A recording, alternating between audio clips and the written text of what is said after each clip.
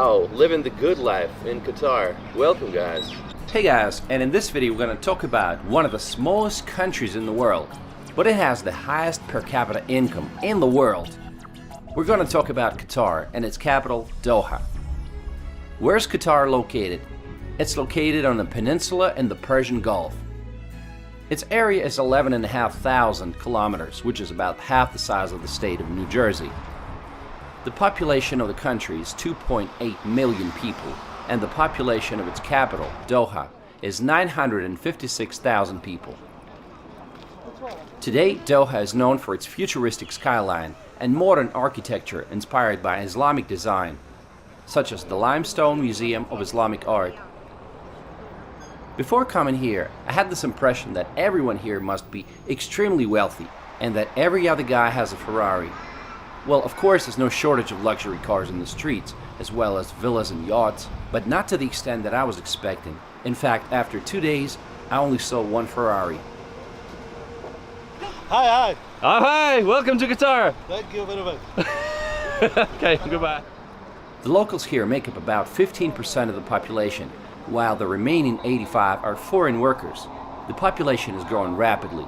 High salaries in the oil, tourism, and construction industries are attracting a lot of foreigners. First, let's point out some cultural aspects. Qatar's legal system is a mixture of civil law and Sharia law. For example, adultery is punishable by 100 lashes. Wow, that must hurt. In some cases, Sharia-based family courts treat a woman's testimony as being worth half that of a man. Also, polygyny is permitted. If you are in Qatar, you're one of us, says a sign urging tourists to dress modestly. And I agree, a little bit of respect will go a long way. Foreigners should avoid public displays of affection, and women should keep their shoulders and knees covered. Alcohol consumption is limited, and it's limited to some 5-star hotels that are allowed to sell it. This hotel, Sheraton Grand, with a distinct pyramid shape, was the first 5-star hotel in the city, built all the way back in 1979. Today, the business district of Doha, the West Bay area, looks futuristic, and it's best seen from Corniche Promenade. This spectacular promenade stretches for 7 kilometers along the crescent-shaped bay. You can take a boat ride in the traditional dough boat. Should be fun. But surprisingly, the streets feel so empty. Why is that? I think it's because the city was designed for motorists. You either drive here or you use a taxi. Pedestrians are clearly not the biggest priority. To cross the road sometimes you have to wait for like 5 minutes for the traffic light to change. It's kind of frustrating.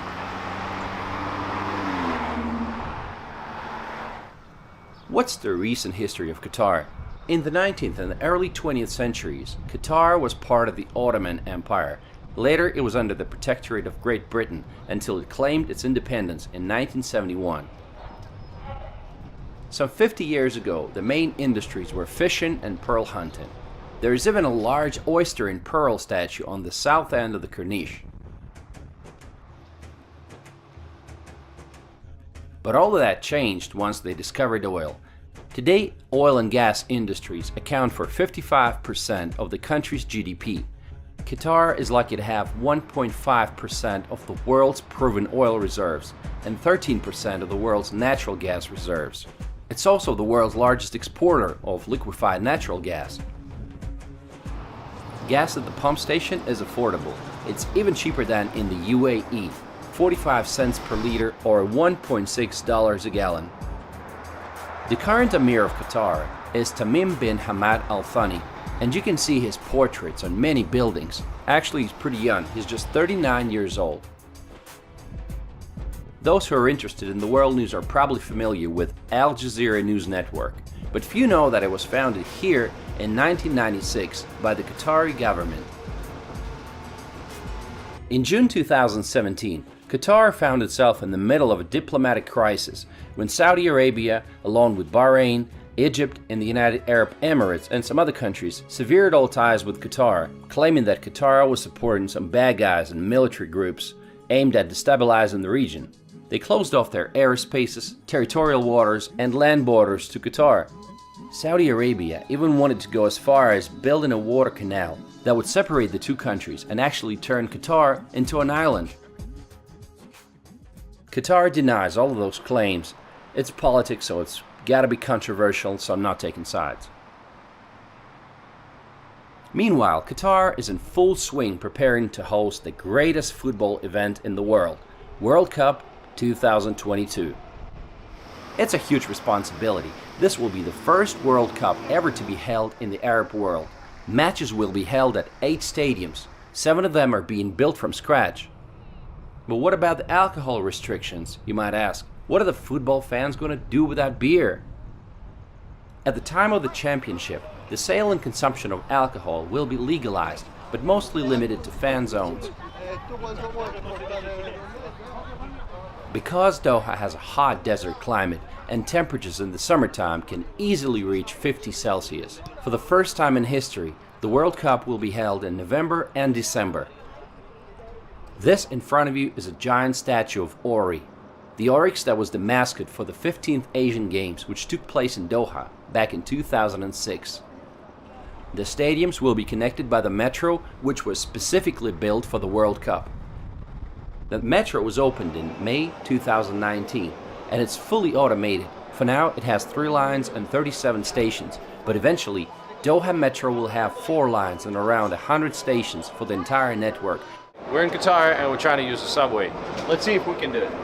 I have 3 adults with me, so we got, okay, now I gotta pay. Alright, they told me it's possible to pay with a card. I'll see if I can do that. For $1 US, you get 3.6 local currency. Okay, take your travel cards. Great, beautiful. I got my cards.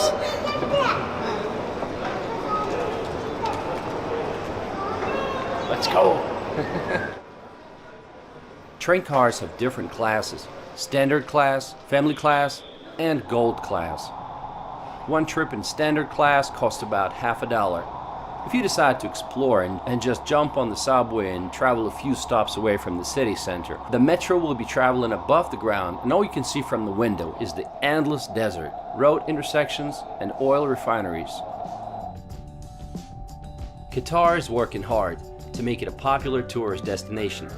They had 1.8 million international visitors in 2018. The cruise industry continues to grow at a rapid pace, with Qatar welcoming 31 ships in 2018, which was an 83% increase compared to 2017. At the same time, Qatar Airways operates a hub-and-spoke network linking over 150 international destinations from its base in Doha. So when you come to Doha, what are the sights? What are you going to do? Well, you can start off by visiting Qatar Cultural Village. It's a huge cultural city made in the style of old Arab buildings that has museums and galleries. There are a lot of sculptures and installations and a city beach. Another location you might want to visit is the Pearl of Qatar. Built on reclaimed land, it's a high-end luxury neighborhood that features Mediterranean-style yacht-lined marinas, luxury residences and hotels, as well as top brand name boutiques, cafes and restaurants. Walk around the promenade and you'll see rows of yachts moored on the pristine water. You can also take a water taxi across the Porto Arabia Marina. I found it a bit strange again that there weren't too many people there, so it felt like being on a film set. The cool thing about this island is that it will feature the world's largest district cooling plant. It's going to be a 130,000 ton district chilled water plant that will serve the cooling needs of all buildings on the island. This is one of the few areas in Doha where foreigners are allowed to buy real estate. As a bonus, they're automatically granted residency, which extends to the owner's family for the whole duration of the ownership. How are you? Good, good.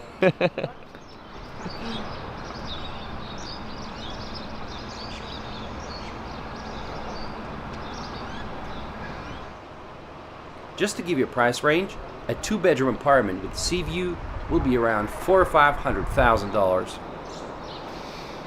What a lovely weather. I love the birds singing. It's quiet, it's peaceful. Welcome to Qatar winter. This is what it looks like. It's really comfortable. It's about 21 Celsius. It doesn't really get too cold here. But just wait till March comes, then it's going to be extremely hot, and during the summertime it's going to be 50 and above. Oh, got to get out of here before that. Doha will surprise you. The last thing that I was expecting to see was an 88-hectare park called Aspire Park, and it's the biggest in Doha. It's a huge park with fountains, a pond, and some workout spots.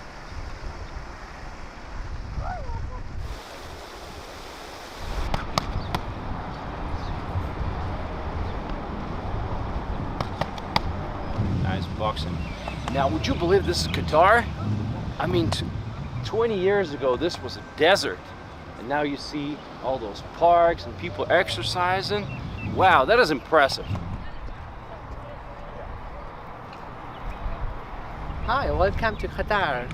It's a wonderful place we're here, okay? So you can enjoy a lot here, okay? All right, best of luck.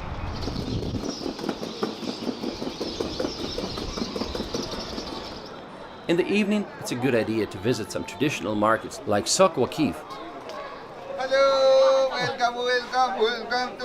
How are you? Sharaftu. Welcome, sir. Welcome, mom. This is my favorite. Oh, your favorite? Yes. Wow. Because star is dark, on dark star is shining. I am also dark, now shining. Thank you. Okay, I am from India. You're from India? Okay. Yes. It's a good place to shop for some souvenirs. It also has a lot of nice looking traditional architecture, and it gives you an idea what the city might have looked like many years ago. Prices are usually negotiable, so practice your bargaining skills. There are a lot of restaurants and shisha bars in the area. You know, it's a typical thing in this country to find a shisha bar and smoke some fruit-flavored tobacco. Across the road, you can visit Museum of Islamic Art. Calligraphy, Islamic patterns, jewelry and textiles from 3 continents make up its vast collection, with some of its items dating from the 7th to the 19th centuries. The population of the city is small, and the expat community is even smaller. New arrivals can easily make friends by taking up a sport or starting a conversation with the neighbors. Excuse me, is this a CrossFit training? No, just normal kind of boot camp training. Oh. Just like circuit training, boot camp stuff. Oh, cool. 30 seconds left. It's Warrior Fit. Warrior Fit? Warrior Fit? What's that? Yeah. A new gym opening in Laguna Mall. We do outdoor and then we'll do indoor once the gym's open. Awesome. Okay. We're just visiting for one day, so that's cool. Okay. Never mind. Nice to meet you. Thanks. Okay, last 10 seconds. Shopping malls seem like the obvious choice when you want to escape from the heat. One of the most well-known is the Venetian-inspired Villaggio Mall, which has over 200 stores. However, its indoor canal is the main attraction. Here you can take a gondola ride and look up at the painted blue sky with scattered clouds. Another popular shopping mall is City Center Doha. It's the largest in Qatar. It offers a large and diverse shopping experience, and it has a multiplex cinema, a bowling alley, and even an indoor ice skating rink. Some of the favorite activities for locals include camel racing, which take place in the wintertime and spring when the heat goes down. The country is surrounded by the sea, so water sports are a must. Safari tours to the desert with dune bashing and land cruisers are also popular. Are you a tourist? My name is Sophia. I'm a tourist from Boston, Massachusetts. All right, and what brings you to Qatar? Actually, a layover. I left Pakistan, Karachi this morning, and I got here 3 hours later. Now I have a 14-hour layover before I fly off to JFK. So my thought was come downtown, start at the National Museum of Islamic Art, get a kind of lay of the land from there, and then walk along the Corniche all the way to City Center, and then to the Pearl, the beach, and hopefully see a pretty sunset and do some shopping along the way. Oh, good. And then head back to the airport. Did you know much about Qatar before coming here? Literally nothing. Okay. I know obsession with architecture and art. Right. And I know I have a lot of friends who are Islamic and who practice Islam. So I know that that's important here. And then I read about solo female travelers in Doha specifically, which was it's safe, dress appropriately, and be respectful. Right. So I thought it'll be fine. Awesome, awesome. Well, enjoy your time. Thanks. Thank Have a you. good one. Qatar has a staggering income and very few citizens. The income from oil enables the government of Qatar to provide its people with a number of social welfare benefits. These include free healthcare and housing paid for partly by the government. Education is free and scholarships are available to qualified students for study abroad or at the University of Qatar. The biggest challenge for Doha is the heat. Some local building companies have implemented various forms of cooling technology to alleviate the extremely torrid climatic conditions. Qatar is very safe, with low levels of even petty crime. Many people try to compare Doha with Dubai. Indeed, this comparison makes sense. Their starting points are very similar. Lots of oil money and the desert. Of course, Doha is not there yet, but the city is doing its best to narrow the gap. The construction is in full swing, and many new sites will be opened for the World Cup. Knowing how much they want to impress the world, I think it can be done. Doha is another example of how, with the right strategy in mind and the resources to back it up, you can turn any place on planet Earth, even the desert, into a thriving city of the future. And what do you guys think about Doha and Qatar? Let me know in the comments. Thanks for watching.